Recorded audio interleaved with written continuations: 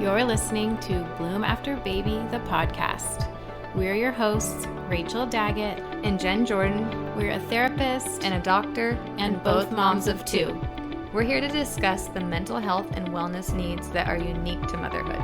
From confusing hormone swings to your expanding body to boundaries in tricky relationships, we'll give you the information you need to experience motherhood in a way that feels good to you. Thanks so much for tuning in. Let's get to it. Hello, welcome back to the Bloom After Baby podcast. We are so excited about our guest today. Today we are speaking with Dr. Greer Kirshenbaum. Dr. Kirshenbaum is a neuroscientist, doula, an infant and family sleep specialist, a parent, and author of The Nurture Revolution. She's one of the leading voices in nurtured parenting and is helping to share some of the most important research and findings in nurture science from the past few decades. Before we dive in today, I want to provide a few definitions and backgrounds that I think will be relevant to the conversation. First of all, nurture parenting might be a new concept to people or a new phrase to many of you. On the one hand, we often think of nurture as kind of simply the innate or instinctual aspects of parenting, which is in part true. Nurture parenting emphasizes responsive and supportive caregiving. It's compassionate and empathetic, and it's also about co-regulation and tuning into our baby's needs during the period of infancy when their brains are not yet capable of regulating their own stress responses. In today's episode, Dr. Krishenbaum will explain how many of our current popular sleep training methods and parenting strategies are rooted in convenience or meeting expectations of external forces having to do with our lifestyles and our schedules, and ultimately inhibit some of our nurturing instincts and behaviors. In parenthood, especially in motherhood, hormone shifts drive brain changes alter our thoughts and behaviors, and nurtured parenting harmonizes with those biological changes that are meant to be adaptive. For example, holding baby as long as you want, coming when they cry, co-sleeping, flexible schedules, as opposed to many of the modern sleep and parenting methods that resist some of those things. So in a lot of ways, nurtured parenting is really brave and takes a lot of conviction because the way our society is currently structured, that nurtured parenting isn't always the most convenient method. So how do we create a nurturing bond? Dr. Krishenbaum describes two core concepts that are foundational to nurture, what she calls nurturing presence and nurtured empathy. Nurtured presence is about seeing our baby not as an object, but as a human being that exists in a relationship. She explains that nurtured presence is not something for us as parents to do. It's a way of being in a relationship. And nurtured empathy is about teaching our babies to navigate emotions, needs, thoughts, behaviors. It's an alternative to behavior-based parenting. It's helping your baby tune inward and building our child's brain towards self-awareness, self-regulation of their own internal states. I'll also note nurture parenting particularly focuses on the first 3 years of a child's life based on infancy being defined as 0 through 3 years. So hopefully that background is helpful. In today's discussion, we'll dive deeper into the benefits of nurtured parenting for baby, how it impacts their brain development, resilience, and lifelong mental health. And we talk about the parent side of it today too, and how nurture relationships impact your parental brain and nervous system changes during the early stages of parenthood. So stick around. This combo is such a good one and an important one for you and your baby. So, without further ado, here's Dr. Kirshenbaum on the Nurture Revolution. Rachel will go ahead and kick us off.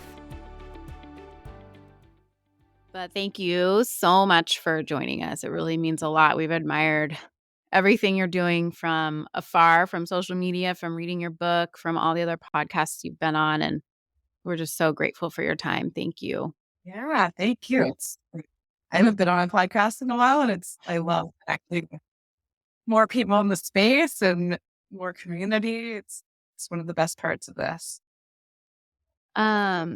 Yeah, and Jen and I were just chatting before you came on about your book and how game-changing it felt for us on a parenting level. And I was sharing with her that like I studied a lot of Dan Siegel in grad school and like from the attachment perspective, and reading your book felt like reading like a combination of the neuroscience and evidence and research from Dan Siegel combined with the maternal nurturing personability of Brené Brown. Like the combination of my two favorite professionals and people to learn from. So I just so appreciated everything in your book from your personal story and your own vulnerability and then all the amazing learnings from your research and your work in the field.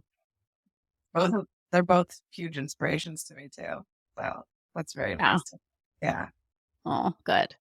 So I just want to start with I'm going to read a little excerpt from the intro of your books and then afterwards if you're okay with it we'd love for you to tell our listeners just a Cliff Notes version of your personal story because it is so moving and so relatable and so beautiful. So this is in the intro of your book. I knew that I was going to use every second I could of my son's infancy, day and night, to buffer the effects of the early stress he and I experienced and to build his brain as strong as possible with nurture. I was confident that the nurture I provided in infancy would not only mitigate all of the effects of a stressful pregnancy, birth, prematurity, and NICU stay, but also grow an incredibly resilient brain for both my baby and myself. I knew that by providing high nurture, I would be bathing my baby's brain. I love how you say that in nurturing hormones and neurotransmitters like oxytocin, dopamine, and endorphins. And as a result, his brain would have extremely high neuroplasticity and a very low risk of poor outcomes.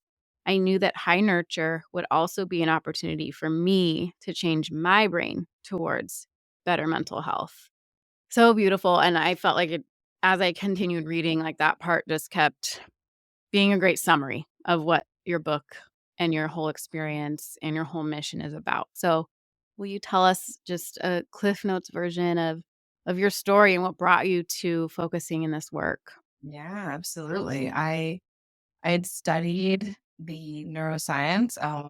The realm of mental health, had genetics and experience both contribute to mental health outcomes. I studied that for many, many years and kind of started to write this book coming out of my experience in academia, but I hadn't been a mom yet. So lots of big plans for how I wanted things to go.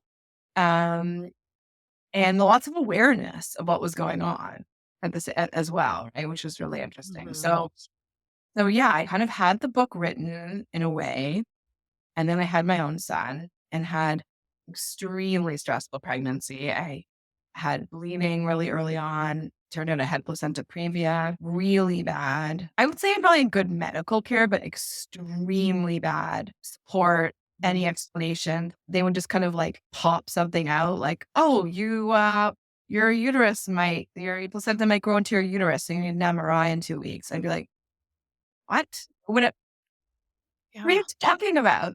Mhm. Just really, really low emotional intelligence care Yeah. throughout. I had family drama happening during my pregnancy where I was like, this is intergenerational trauma happening in real time. And like the people in my life passing on this trauma to me, I'm like, they're putting it into my baby. And I know this is all happening. It was really hard, really stressful. But it also taught me the lesson that we all need to learn, which is there's lots of stress in life. Lots of we all inherit intergenerational trauma and resilience too, right? That's not Mhm. all negative. And there's still so much that we do have influence over, at the same time. And so not in my work, maybe in the beginning before I maybe had my own experience. And also I worked as a doula for many years with lots of families seeing this happening. Before the experience, I might have said, yeah, let's do everything we can to like prevent it and, be more starry eyed about it. And, through my own experience and others seeing like there's so much that's out of our control, so much out of our influence. All of this stuff is part of reality. And yet we still do have this tremendous effect too, right? Mhm. Um, so yeah, I had a really stressful pregnancy, really, really terrible birth, like worst practice at the hospital, tons of separation. no care for me the second I delivered the baby. Like, where I was like attended to every 2 seconds. I lived in the hospital for 3 weeks before my birth. They were like, can I check your fingernail? And, the second I gave birth, I was in the NICU with like swollen legs, like with instructions to like elevate my legs and like eat and drink enough. And I was like, can I have a stool for my legs? They're like, no, like, who are you? Like, so we're like, I still live next door. You're invisible all of a sudden. And now I like, I really need help. Um, yeah, horrible experience was part like the NICU was horrible. But once I got home, I was like, now it's all me. Like, I can influence everything. My doula came over as soon as I came home and she was like, now the hard part begins. And I was like, are you kidding? Oh, Like, gosh. over. Like, that stuff's over. I'm like, this is nothing. This is like, that was hilarious. I was like, this is waking up at night. Yeah. That's fine. I'm part of that. So yeah, that was, you know, a short version of my story. And I knew it then. My mom came to see me in the hospital and she was like, don't worry about any of this. Know what you're gonna do after. And that was really true. Like, it really, really came to be true. That's really beautiful to hear that your mom was able to be there for you in Yeah. that way, in that moment. Yeah. And I can imagine how much of a resource that was for you and your own inner child going through that trauma, for you to be able to internalize that message and support from your own mother in that moment. And you know what? My training as a doula also allowed me to speak up constantly in the hospital. And Yeah. that was another huge lesson I learned in that experience was if I just let it all happen to me, I think I'd be way more. I mean, I'm still working through it. It's still a ton of stuff to work. But if I hadn't spoken up, I was always telling them, like, you're lying. That's not true what you're saying to me right now. I don't like that. Mhm. Like, I would just like go for it. And, I'm so happy I was able to do that. And I, help moms try to prepare for that too. Yeah. And that Thank was one of our kind of realizations too, reading your book, that you went into that with like so much um, insight and awareness of the experience that you were having. And I feel like that was kind of both of our reflections coming into the work we're doing now as a therapist and a doctor, and really not having that awareness and not realizing like what these feelings are and what these emotions are. And even backtracking a little bit to that original question about your motivation for writing the book, and that you were looking at the mental health perspective of, well, mental health at large, and then also maternal mental health and postpartum mental health, as maybe there being this anecdote of a medication and that being a part of the intervention, and that you kind of landed on this perspective of nurture science and nurture parenting as the preventative care and really the solution. And so as you're going through that experience and kind of knowing, okay, like we're going through all this horrible stuff together, but me and my baby are going to be able to come back from that. Um, that sounds like was part of kind of your motivation behind the book, kind of realizing, okay, this is stuff that we have resiliency for and can come back from. But would love to hear more about that. Yeah, completely. I think I was, ask the world for an exception, but I think that nearly every birth experience has a challenge, whether that's Mhm. in pregnancy, at birth, immediately postpartum, with feeding, with sleep, with a postpartum mood challenge. We all have a rocky place, I think, in that journey, Mhm. and we always can come back from it too. And I don't know if that's told to people enough. I think a lot of people think, oh, I ruined it, or this ruined it, or, something happened, but we can always recover. We need help most of the time to get there and support. But yeah, we absolutely can. And we can find so much healing in our relationships with our baby and other people. Mm. Yeah. Yeah, I think, and that's one of the things too that I think was kind of revolutionary for us about this concept of nurture, is that, we think about as parents, the behavioral component comes in later. Like that's going to be something that really starts like when the baby can receive direction and that sort of thing. And that you talk a lot about how the foundational component early on and actually wiring the nervous system and creating the foundational structures and growth in the brain starts at that moment. And so that we really have that opportunity to start building that resiliency from those moments early on, even when we're kind of recovering from a trauma or a less than ideal experience with our babies. Yeah, absolutely. Absolutely. What's coming up for me there is like all the feedback I hear from parents and my own experience with my son is when we are really nurturing in those first 3 years, when that time comes to Mhm. be guiding behavior. I mean, we can do it a little bit when they're little, but it's so much easier because we've formed Yeah. the emotional brain, the stress system to be so strong that once our baby's past infancy, past 3 years old, they're so much more regulated and they Mhm. can listen, they can think, they can Mhm. curious and explore. And when you say, hey, listen, using toilet words at the table, it makes other people uncomfortable and feel sick. We don't like to do that. We can use them another time. They're like, oh, I heard that. Okay, got it. Mhm. We're not like several year battle of, power struggles and all this kind of thing, right? Like there is a time and place for all of that stuff. Yeah. Yeah. How much of it do you feel like, and it's probably, I know it's a both and, but is that those parts of their brains being stronger due to the nurturing versus the relationship? Like, I feel like our son is, it's still a struggle where it's always a process, right? But like we feel like he just turned 4, starting to be more responsive to us and starting to allow us to give him direction and to help him when he needs help and when he needs co-regulation. He used to, like, really push us away, especially in those first 3 years. He's highly sensitive, and, um, we feel like Sean my husband and I have talked about, part of it is because we have really prioritized the nurturing aspect of it, so he trusts us, and he Yeah. knows that he's safe with us and that there's, like, a respect there for what we are saying because we've kind of respected him on that level as Yeah. well. Do you feel Absolutely. like part of it too? Absolutely. Completely. I do. And like in neuroscience, we define infancy as 0 to 3 because that's when the emotional brain is forming. A lot of places in psychology will define infancy as 0 to 5. Mm, Mhm. And yeah, so that reflects what you're talking about, right? In ages yeah, 4 or 5, leading up to 5, then these other things start to emerge too, right? mhm, Their thinking brain starts to come online, starts to have more active circuitry where they can be more receptive and have more cognitive processes happening, right? Yeah. yeah, Absolutely.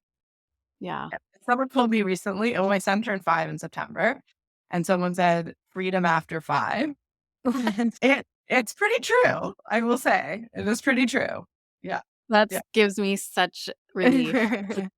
Yep. But it is empowering too, because I think as a parent, I mean, especially in the infant stage, when you're like, nothing is directable. I can't like change how my baby behaves. It's their temperament or whatever.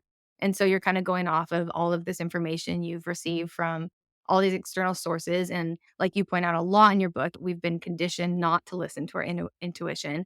We have all these other external sources right now kind of pushing us away from that. And so recognizing like, when I do these little things that feel right, this is why, this is what it's actually doing to my baby's brain. And so it is so Yeah, comforting to be able to tap into that, but have the science behind it to tap into that. And that I think you pointed out in your book too, how that isn't something that we talk a lot about just as moms, like to one another. And you were shocked that a lot of your friends didn't have that knowledge too. So I would love to hear kind of like how you have seen that narrative changing or how you're kind of looking to help change that narrative where we continue to really foster that confidence in our internal instincts. mm, Completely. I think the biggest feedback I've heard from the book from parents is thank you. This is freeing me. This is like, yeah, I am free to be the mom I am, the dad I am, like inside. And there is such a pull between what what's been done before, what do people expect. And I always like want people to trace it down to the source, right? Like if someone's like, my baby needs to listen to me. They need to like quiet when I say be quiet, or, follow any kind of rule, or, whatever it is, sleep when I want them to sleep, whatever it is. And like, okay, where did that come from? And you follow it back, and it comes from these like pretty much from like Emmett Holtz in America, like American version of this, who was a pediatrician in like the early 1900s. I don't think he had kids. I mean, don't quote me on that. I don't know. I know he didn't birth a baby or take care of a baby, but he was a pediatrician. He may have had kids. I don't know. Um, and that's where it's coming from, right? So it's like you're gonna let that guy Right. tell you what to do between you and your baby, or like you gonna, shoot into yourself and use all of these amazing abilities you have, right? Like, so that's why I think the book was so important for me to get out, because it gives people a place to trace back why they, are doing something, right? And to say like, I'm not going to ignore my baby's crying. My brain is actually augmented to be hearing and responding to a baby crying. So having somebody get in the way of that is doesn't make any sense, to say the Right. least, to be extremely harmful and traumatic. And people really remember these early years, these first 3 years. It's, deeply remembered by our baby's brain and ours as parents. I see now these years are magnified in importance, right? To the other years of our lives. They're so impactful. Birth is impactful. The first year, second year, third year, so impactful. We look back at these pictures as like, these are the best times of our life. You talk to like aunts, mothers, and grandparents, like tell us some of the joy of your life. It's all there, right?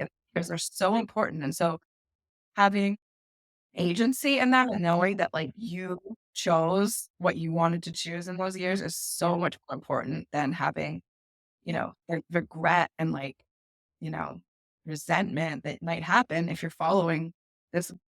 Sure, dad got well, they've never told people what to do with their babies. Right. And it's insidious too, though. You debunk it throughout the book. You have all those myths and you kind of weave them in throughout the book. And we're like, oh my gosh, like I've been believing that. I don't even know where that was ingrained from. It came from somewhere.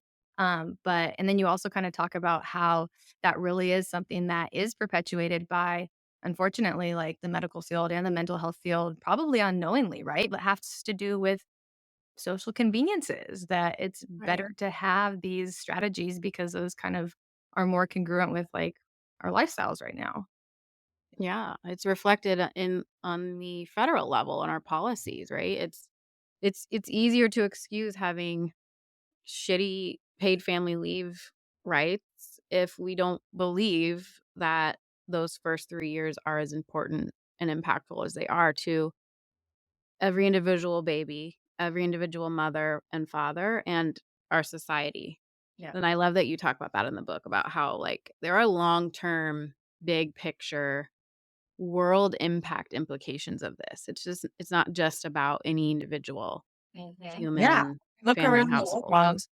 Everybody is their baby. Everybody Yeah. is a Yeah. little baby inside of an adult body, right? You see that. Right. Yes.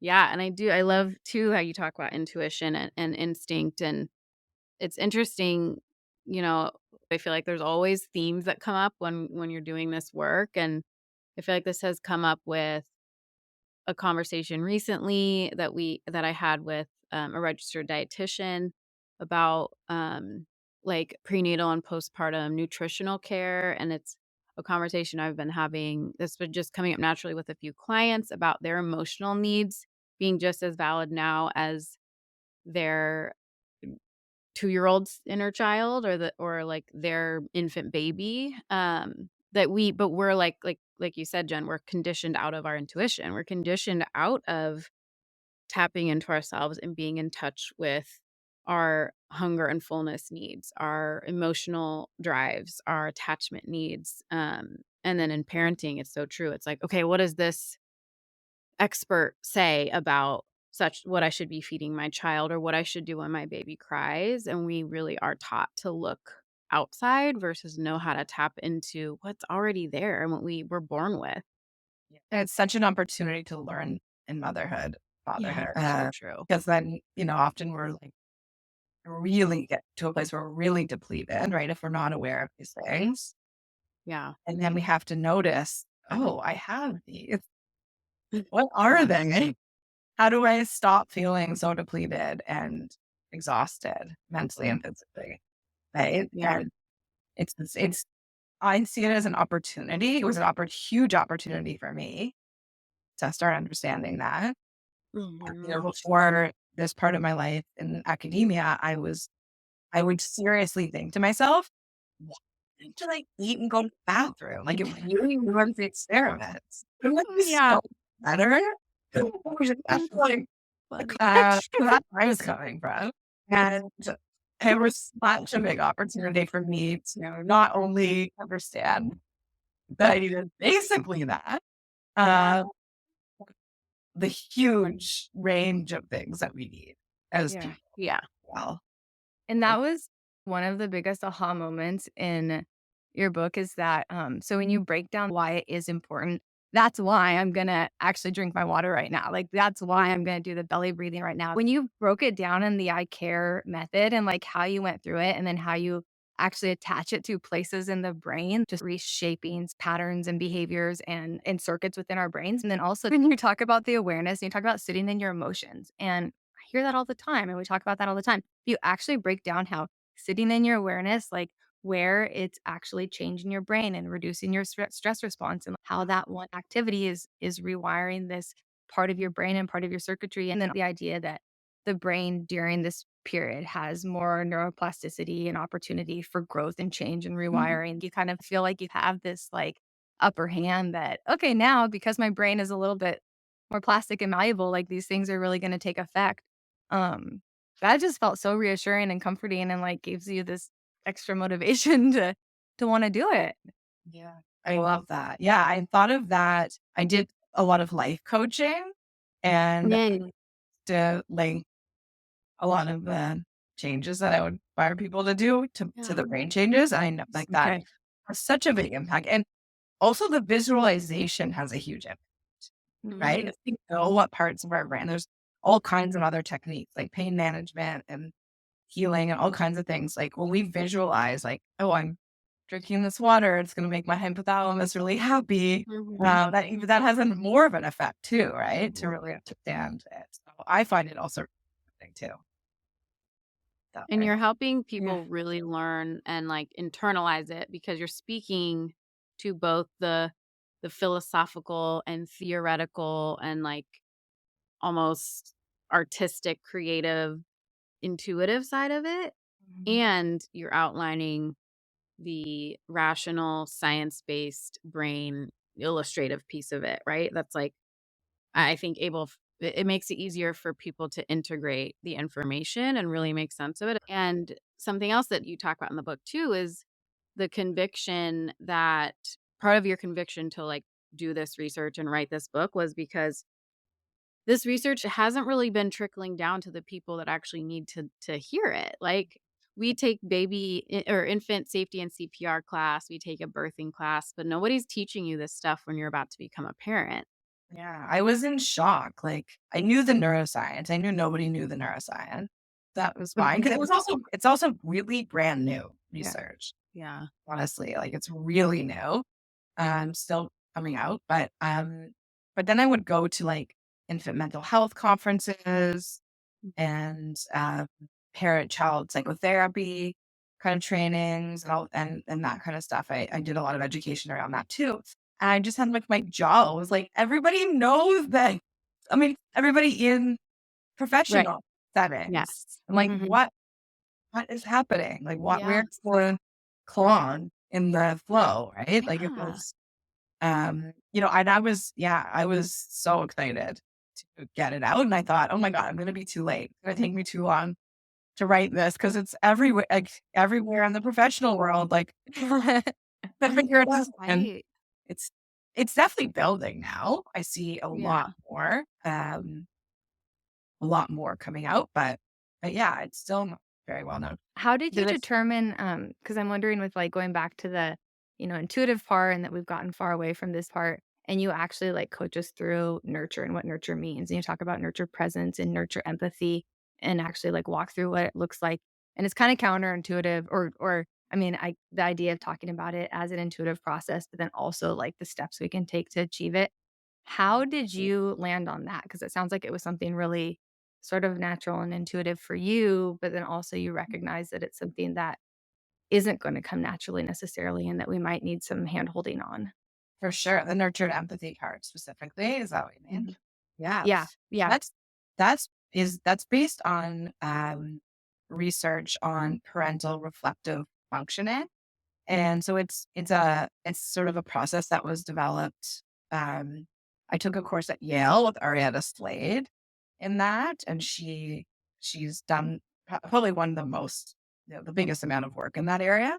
So it was something that they created, they had studied, and had brought to hundreds of people's homes in a home visiting program. So I sort of modified it for like public Mm. setting. So it is really based in research. The research shows it makes parents much more sensitive, much more empathetic, and and has really positive outcomes for the relationship between parent and baby, and also for the development of babies. I have to work. I'm like 5 years in, and still like, you know, it's not smooth for us.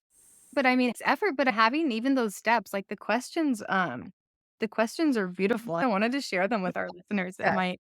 The questions by Angela and Toni Morrison. Yeah, yeah. Yes, I really get them up because I Here wrote we one of them. But Okay, I have them right here. Can I read them? yeah, please. Okay. Yeah, so do you see me? Do you care that I'm here? Am I enough for you, or do you need me to be better in some way? Can I tell Mhm. you that I'm special to you by the way that you look at me? Yeah, Yeah, there's so so good. free resource on my website that has just half of those. Because I would love people to put them up and have that reminder. Yeah. We'll ask those questions of each other, Mhm. right? But certainly we do of our parents too. And then we apply what we learn from our parents to every other relationship we have Mhm. going forward. I was gonna say quickly, a huge shift I'm seeing in the field that I'm wondering if on your level you're seeing as well is this that I think is part of why your message is getting out there and this neuroscience is being prioritized is this shift from like the behavioral approach of parenting to the more emotion focused and intuitive parenting. And like Dr. Becky's another huge game changer in this. And it's been interesting seeing like how that messaging has changed. It's amazing. Yeah, Dr. Yeah. Becky, one of my friends calls her like the master mentalizer. Or That's something. very good. Such a good word She's for it. Yeah. incredible, so inspiring. I love her. Yes. But yeah, a lot of her stuff is also based on that nurtured empathy Mhm. work, right? The parental reflective functioning Yeah. work. And yeah, it is. It's hard. It's hard. I mean, I don't know. I I'm like in a bubble of people who are Mhm. kind of all working on it. I see parents are so receptive to it. Yeah. And I do see so much more literacy in mental health, so much Mhm. understanding of our own experiences. People are really like diving into that. Yeah. Mhm. And I think if we can also go back and like see what we experience, understand our inner baby, our inner child, and what they need and want to say and want to do, I think that really helps the Mhm. process of doing that for our kids. Yeah. So that's pretty wonderful. But yeah, I mean, I think I do see like an opening Yeah. for in a lot of places for all of this stuff. Mhm. Uh, but yeah, I do also know that I live in a curated. Totally. Yeah. I'd love to hear I think that part of the distinction between the approach of behavior-based parenting and how that's guided around self-control and the idea that that's really overlooking like this core fundamental aspect of building the emotional regulation to be able to get to that step. I'd love to hear a little bit more about the concept of regulation and how nurtured empathy is kind of at the core of self-regulation and how we as parents, like as we're going through in matrescence, that period of our own relearning self-regulation, like doing that with our babies and getting to that end state. Yeah, kind of your experience and then also like the neuroscience side of it. Yeah. That makes So, sense. there's, in the book, I talk about the kind of core brain structures that are built in infancy. Mhm, And many of them are also highly plastic when we're parents. So we're kind of a mirror image in some ways of development with our babies, mhm, developing their own brain areas. And when we adopt a nurturing approach, nurtured empathy, understanding, trying to connect and understand with our baby's experience more than the behavior, what we're really doing is building on a genetic level, a protein level, cellular level, brain connection level, resilience in all of those brain areas. And so they're the amygdala, hippocampus, hypothalamus, and prefrontal cortex. These are the mhm, important areas in our stress system, our limbic system, which is sort of an umbrella of development for all of our other mental health systems, neurotransmitters, gut health, all the other things. mhm, When we, use nurtured empathy, use nurtured parenting, we're building that entire system to mhm, be able to manage stress for life, right? To be able to encounter a stressor, mount a stress response, and when appropriate, reduce the stress and move on, basically, right? So a healthy stress system with a resilient brain or a strong stress system built in infancy, can handle stress and experiences stress whenever stress happens, but it's not a super high response and it's not a super prolonged response. And that's what we get when we nurture in infancy. And so again, that goes back to what we started the conversation with. It's not about avoiding stress. It's not about living a life where we don't get stressed out. It's about having a brain that can handle it, mhm, these stressors, right? And when we provide low nurture in infancy, the brain tends to become more reactive. And what that looks like as we grow up in all those brain areas I mentioned is a higher stress response that lasts longer, take mhm, longer to recover. And when we have that pattern of stress, that's when we're susceptible to mental health struggles, physical health problems, all kinds of things, right? mhm, For babies, that nurturing approach builds that system from scratch. It builds that foundation of the stress system. But as parents, when we're also involved in nurture with our babies, we have access to resculpting a lot of those areas. So our infant experience is going to stay there. It's there, but we can do a lot of rewiring, a lot of rebuilding and restructuring as an adult, right? Being engaged in that and nurture. So that's really, really beautiful. And so kind of, you know, build both babies and parents to be able to handle stress better. And that then has, downstream effects of better outcomes of mental health and physical health and finding more joy and more fulfillment and all these things that we all want and wish for.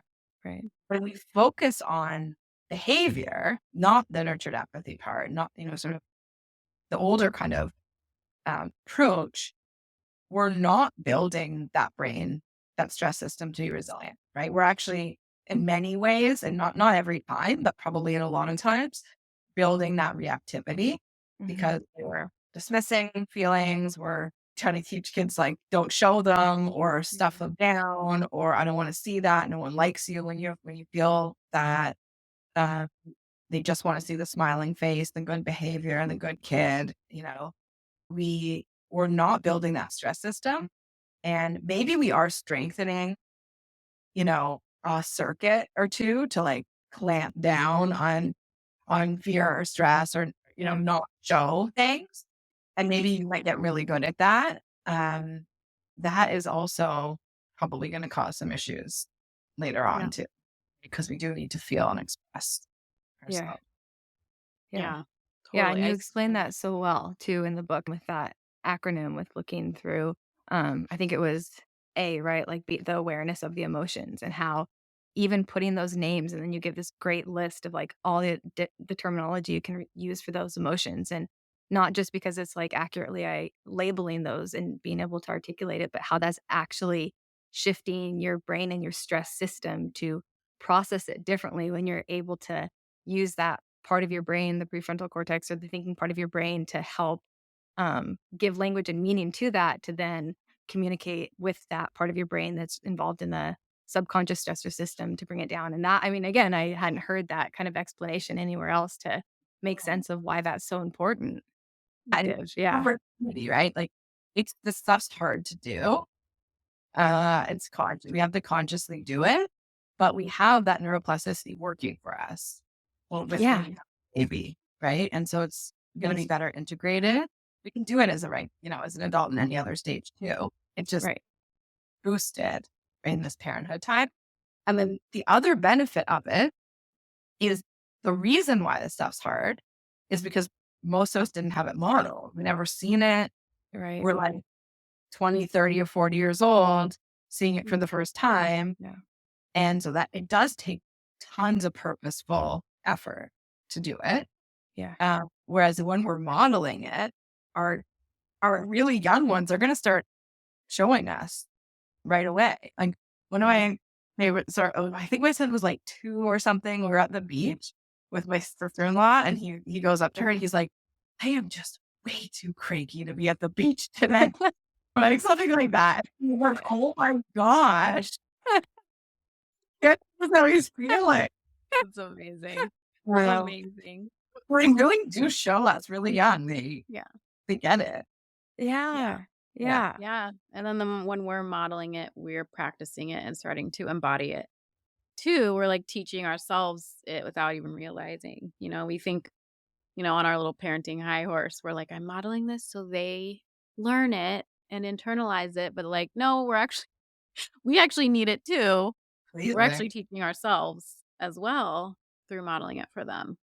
And what you said, it's so difficult and we can't just do that in every single moment. But that idea of like needing to have this reservoir for nurture, but like, what does that even mean? Because we talk about self care, and self care is a lot of times not actually like getting to anything restorative. And you break down what self care can look like from a neurological perspective and actually changing our nervous system and refreshing and protecting our nervous system through little actions that we can take kind of behaviorally, which I imagine probably must have come from like some of your own personal experience. Yeah. Yeah. I think a lot of it was exploratory for me in that time. And in the years since I've been like on a journey for that stuff for like 4 years or so, probably.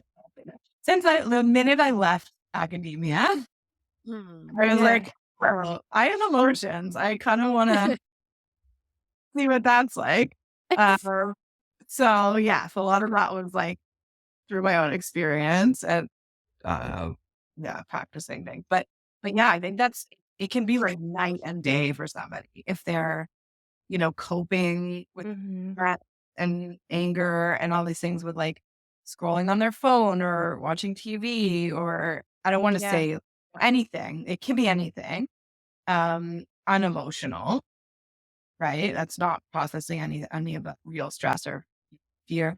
That's not gonna fill up their nurture reservoir. That's not gonna fill them up and make their life less stressful and their parenting more joyful, right? When we Yeah.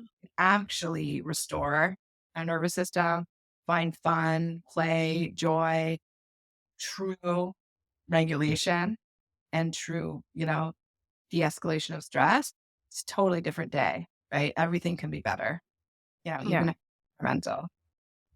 Yeah. And that's what's so cool too about how you're using social media and your book and different platforms to make that connection. Because I think you posted something the other day on your social media about how you'd gone through for like a hike. You were like feeling stressed and you went for a hike and you were like in the snow or something and like crunching through the snow and talking about how like that was de escalating or bringing down like your stress response in that setting. And again, like never had heard like, okay, tying that to you're doing this action, it's bringing down your stress system, it's changing your brain, it's actually impacting how you can nurture your baby, which is changing how your baby's brain develop. And like this beautiful thread of this entire, like how that all relates together. And you're just continuing to do that through your narratives and this discussion on social media. And so it's so helpful because I don't think we ever like see that full picture very often in ways that are like applicable and translatable to most of our lives. So yeah, it's so cool. So happy to share. Yeah. I sometimes think I should share those things more. Because I always think about what I would have wanted to see. Yeah. Yeah. Yeah. Yeah. Well, thank you. Thank you for doing this research Yeah. and for writing this book. And I'm to close us out, I'm quickly going to read one of the reviews that were on your Amazon listing from your book because I thought it was so beautiful and like we could have written it ourselves. Um, this book is life-changing for generations to come. This book is a love letter to good science, to our babies, and to our own health.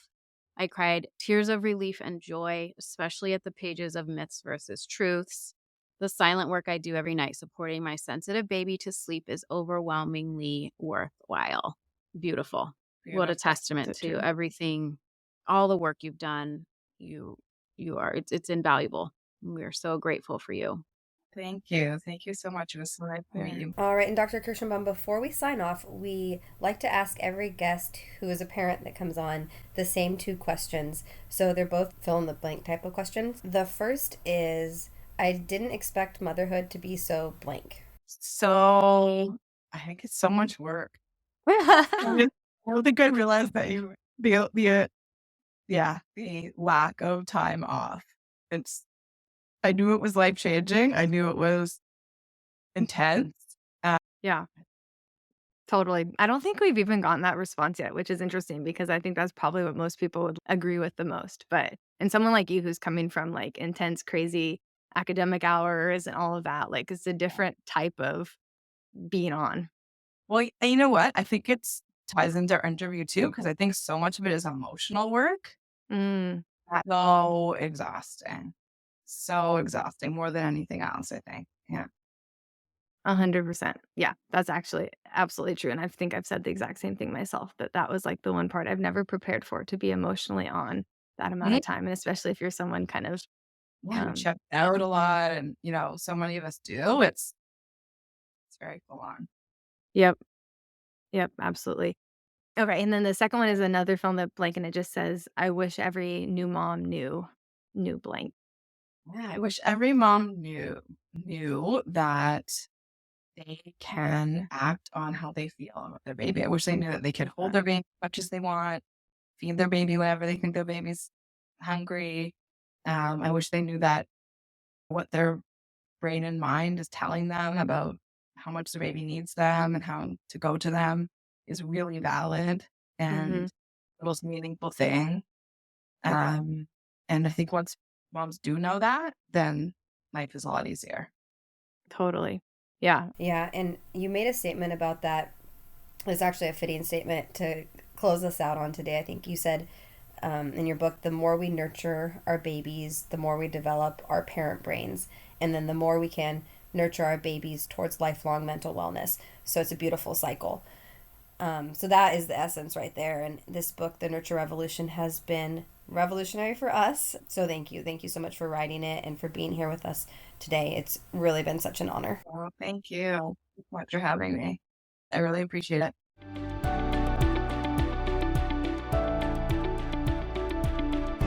All right, everyone. We hope you enjoyed that discussion. Such a treat to have Dr. Kirshenbaum with us. She is the best on this topic, and if you'd like to learn more about nurture parenting, nurture as preventative medicine for mental health, and the topics we discussed today, definitely check out Dr. Kirshenbaum's book, The Nurture Revolution, as well as her Instagram and website, where there are tons of free resources.